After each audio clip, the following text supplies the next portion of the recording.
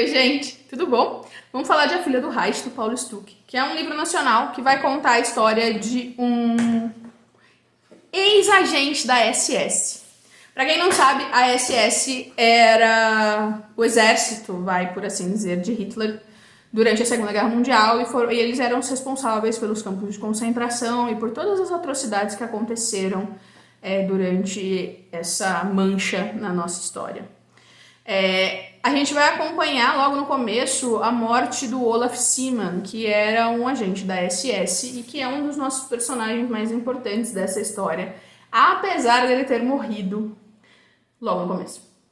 E a gente vai ver o filho dele, o Hugo, relutando em ir para o Rio Grande do Sul, eu não lembro se é Nova Petrópolis ou Novo Hamburgo, para lidar com a morte do pai e tentar, de certa forma, se livrar de tudo aquilo, né?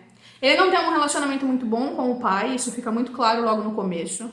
O pai dele meio que abandonou ele e a mãe quando ele era muito jovem. Então ele cresceu sem ter grandes contatos com o pai.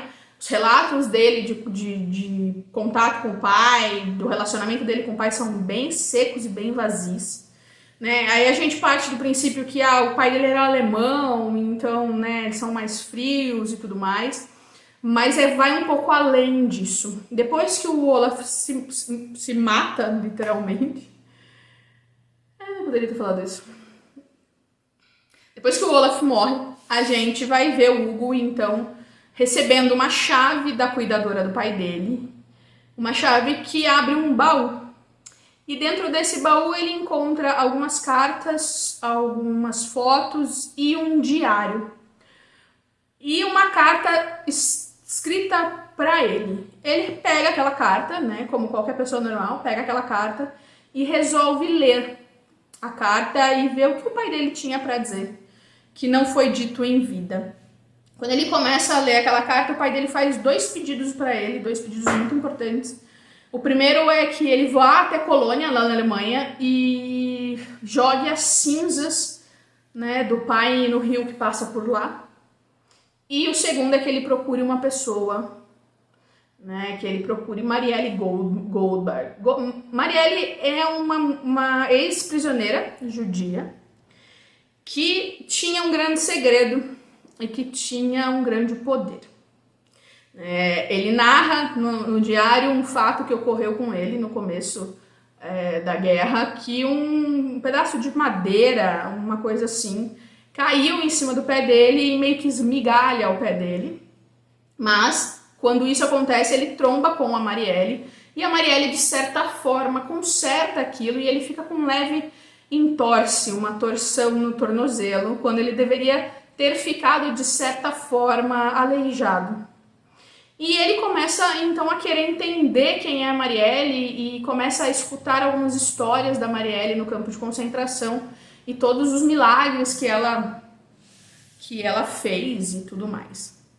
Só que a busca do Hugo pela Marielle vai ser algo extremamente perigoso e ele vai ser perseguido por uma sociedade secreta alemã que investiga o oculto e que não quer de maneira nenhuma que a Marielle venha a público e que descubram quem era a Marielle e tudo o que aconteceu com a Marielle. Então o Hugo começa a ser vítima de grandes perigos, inclusive entram no apartamento dele, destroem o apartamento dele, ele chega a ser espancado, né, e levam o diário do pai dele, mas ele não quer mais parar com essa busca, ele quer ir até o final, ele quer descobrir quem é a Marielle, ele quer descobrir por que a Marielle é tão importante para o pai dele, né, e tentar entender, né, essa relação que o pai dele teve com a Marielle e por que ele nunca deixou de procurá-la depois de tantos anos.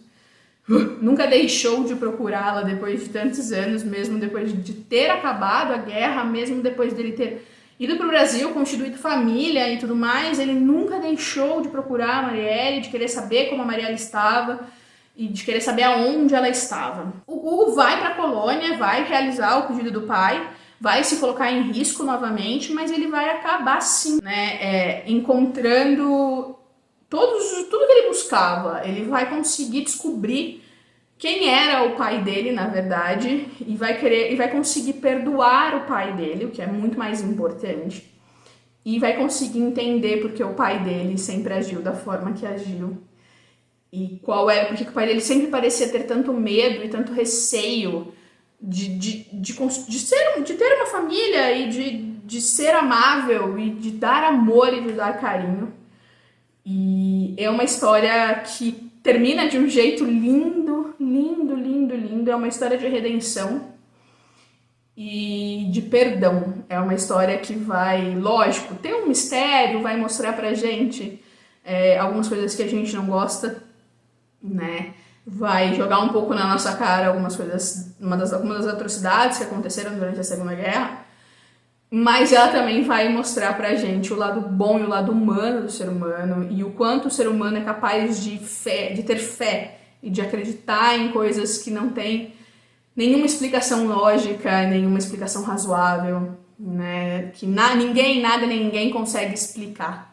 Então é um negócio assim que mexeu muito comigo, foi uma história que mexeu bastante comigo, foi uma história que me trouxe sentimentos conflitantes. Em alguns momentos eu realmente odiava o Hugo e a maneira como ele falava e a maneira como ele tratava o pai dele, mesmo após a morte, e o ódio que ele tinha do pai e tudo mais, isso me incomodava muito, muito, né? E à medida que a gente ia acompanhando o diário do Olaf, a gente ia enxergando o Olaf com outros olhos, mas a gente enxerga o Olaf com outros olhos muito mais rápido do que o Hugo enxerga o pai dele com outros olhos.